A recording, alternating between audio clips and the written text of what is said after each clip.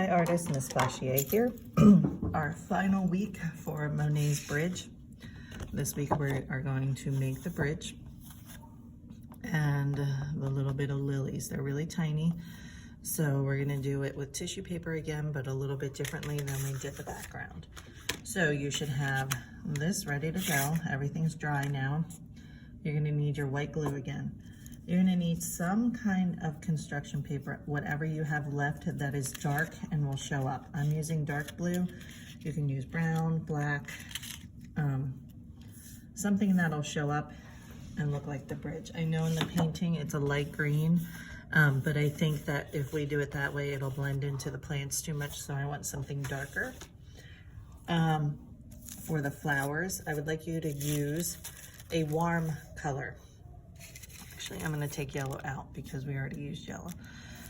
So you can make your flowers with any of the oranges we have, red, or any pink that you have left, light or dark pink.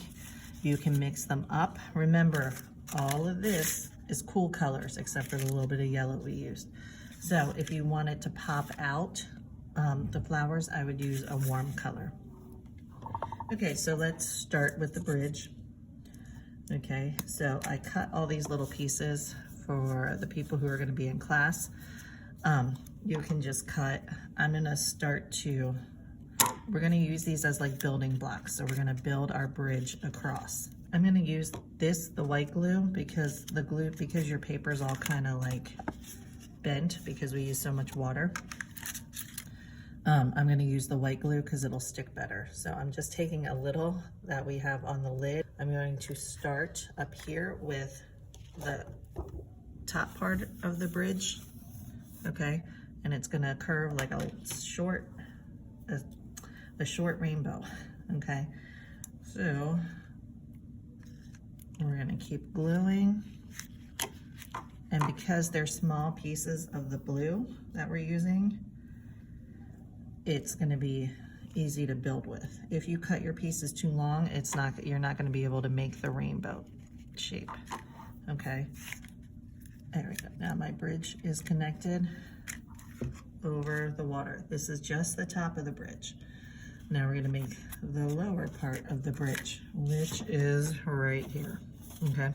Now make sure you leave enough space because we need to make these lines that go down and this last one in the middle.